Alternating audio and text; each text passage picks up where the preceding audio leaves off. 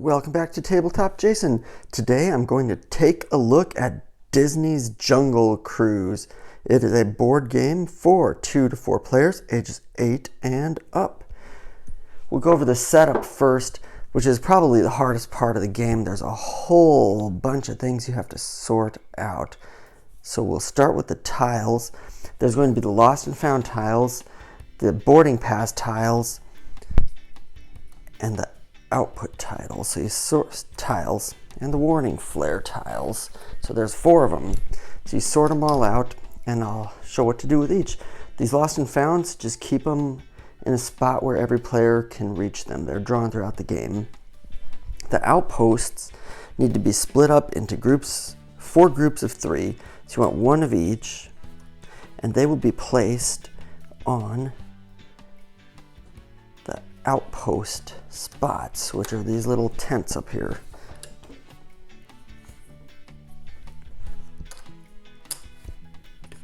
Face down.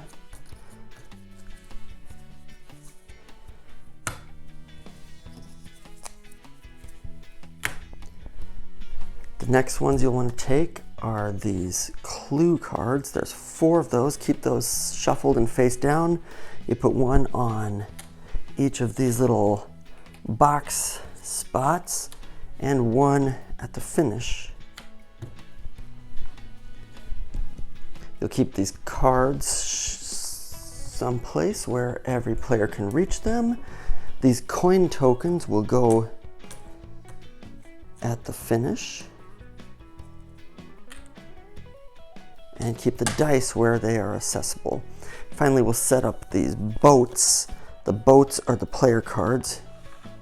You have 1 boat for each player. In this example, we'll go 2 players.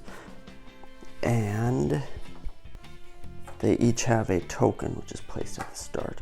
So let me rearrange the board a bit. Okay, there, we rearranged it a little bit better so everything fits on the board. So each player will have a boat, and I'll show you how to populate those. But first, you'll notice each boat has a name. This is the Nile Nelly, and this is the Congo Queen. So what you'll want to do is fill them up with passengers. Those are these stacks here. You'll find the name of the boat on the back, and there's a person in each. So you just place those on the boat in between each of the lines. Just fill those up real quick.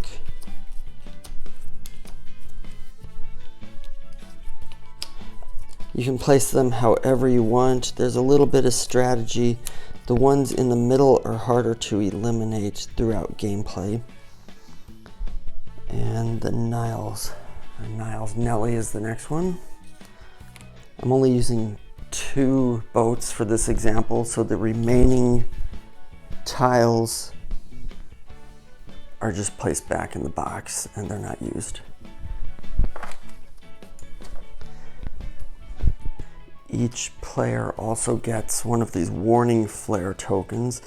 They have a face up and a face down. You place them face up near your boat. The other 2 go back in the box if you're not using 4 players. And finally, each player has drawn a skipper specialty card. You can do it randomly, or you can start with the youngest player and go around the board picking. We'll just do random. Just place that somewhere near. It's a specialty that is in use throughout the game. But now it's all set up and we're ready to look at the rules. So the objective is to get your boat to the finish over here. And at the end, after everyone has made it to the finish, a score is tallied up to determine who wins the game. We'll look at that scoring rule at the end. But the rules are very simple. A turn takes place just a few moves. You roll the dice. It's a 6-sided, but it only goes up to 4. It's got some extra spots. But you roll, you move as many spots as you roll, and if you land on an outpost or a clue, you have to stop. And there are times you can go other ways. I'll go over the difference between outposts and clues. But once you land, you draw 4 cards. Regardless of what you rolled, you draw 4 cards. Place the 4 cards where you can see them. And now, this is the tricky part. You encounter however many cards you rolled. So in this example, I rolled a 1, so I would only encounter 1 card. If I rolled a 3, I would encounter 3. Let's just say for the sake of argument, that's what I did. So 1, 2, 3. So I would pick a card that I don't want to encounter, and it just immediately goes to discard. Then you encounter the other 3. So the way an encounter works, you see those boxes? Those boxes are how many battle dice you roll, damage dice I think they're called. Each of these has an exclamation mark or is blank. So if it has 2, you would roll 2 of those dice, and then depending on the result, if it's nothing, then nothing happens. If you got the damage, then you would lose either a passenger or a cargo from your boat where it's indicated. So on this one, I'll just roll and see what they get. Okay, so that roll, we got a 0 and a 1, so they would lose 1 damage from this part of the boat. So that would be any of these 4. When you lose them, they're just taken off the boat, placed in a communal spot because they might come back. The passengers don't die because it's Disney. And then that card is discarded. Then you go on to the next one. This one, for example, if you lose, you would lose passengers from the back. It's again a roll 2. You roll 2, they lose 1 from the back. So you just pick any of these 3, let's just say there. And then that card's discarded. And we'll just do the other one to complete the turn. That is also from this spot. So you roll 2, they both ended on 0, so they would not lose any on that. The card would go to discard. Now, there's a thing called a warning flare. You can use your warning flare once, and then it's flipped over to where it has to be reloaded. And what that'll do is, for that 1 card, it'll let you re-roll any dice that dealt damage, and then you have to accept the result. So, say, for example, we roll this, they're both damaged. You can use the warning flare, and then you get to re-roll them. And that time would be 0. And then at the end of your turn, you would draw from the lost and found pile. Either one, I mean, you don't have to have them in 2 piles, just have them as many as you want. You draw one of those, and these cards might be items, or they might be actions such as recover a lost character. That can go anywhere in your boat that you have a spot, and that's what you do with that. So if you are at an outpost, instead of drawing from the lost and found, you would still do your turn as normal. However many spaces you moved is how many you encountered. So let's say you're here and you roll 4, you'd still only go 2 spaces to get to the outpost. So you draw 4 cards, but you would only encounter 2 of them. At an outpost, you can pick from the cards there instead of drawing one at random. You get bonus at the end if you have a set of 3.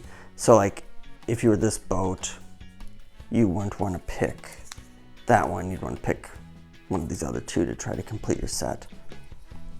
And the other place you can land is at a clue. So what you do at a clue is you look at the card without showing any other people or any other players the card, memorize what it says, and then hide it. The clues are a little bit more complicated. Basically, every passenger belongs to a certain type, a certain family, I believe they're called. And at the end of the game, you get more points if you have characters left that are of that family. They're called caretakers. So at the end of the game, when you get your boat there, you get points based on what kind of items and people you have on your boat. So when you land on a clue, whatever is at this final spot is the one that the family of caretakers is. You don't know until you get there. This example, it's the cruise symbol. So if you get there, you get more points if you have a cruise symbol there. So the way these clues work, you land on this one, you can look at it, and you can see that it's a lion. So you know that the last space is not going to be a lion.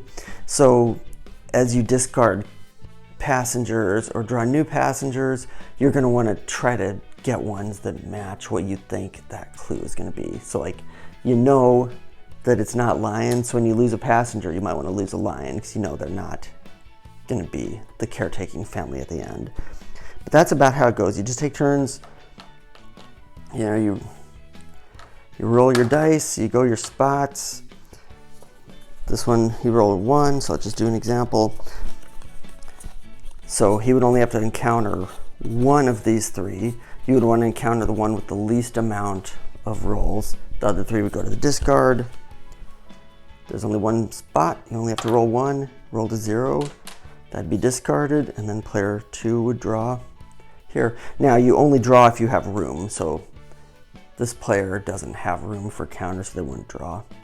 But that's it. You go around until you get to the end. You can take a couple of different paths. Like here, you could skip the clue and go quicker. And here you can choose whether you go the outpost route or the clue route. And it goes until one player gets to the end. Then the end game begins. Oh, and I should also mention, when you land on an outpost, if your warning flare has been flipped over and used, you can reload it at the outpost, so it flips back over. So you can use that every time you land on an outpost. You can reload your flare, so that's kind of cool. So once you get to the end, you can look at the card, but it doesn't really matter because you're already there. You grab a token. You want to grab the highest one. And this is the end game. So once you land there, you're done playing. The game goes until these tokens, they're called tip tokens, I believe, until they're all gone. So let's say the blue player lands there, they grab their 3 token, then the red player would keep going. Next turn, blue player would draw the next token. So just as long as you're here and the game is still going, you keep drawing tokens until all the players reach the end. If the tokens are used up before the other players get there, the game ends and they're immediately transported to the end. And now at the end, this is where we add up the scores. So it's a pretty simple scoring mechanism, but it still takes a little time to add up. But so every caretaker, and those are the ones that have the matching symbol here. So in this case, it'd be the cruise. You get 5 points for each caretaker. Your other passengers, you get 3 points for. Your cargo, if you have one of each, you get 10 points. So that's a really awesome way to score. And then otherwise you get 1 point of each. And then your tips, you get 1 point of each. So there's the little scoring in more detail. You add all that up, and that's how you determine the winner. On a tie, it's whoever has the most passengers left. But that's it. That's the game. It's easy to play. It doesn't take long to play. It's hard to set up. As far as strategy, every time I've played it, if I tried to go the route where I'm going and looking at these clues, I lost.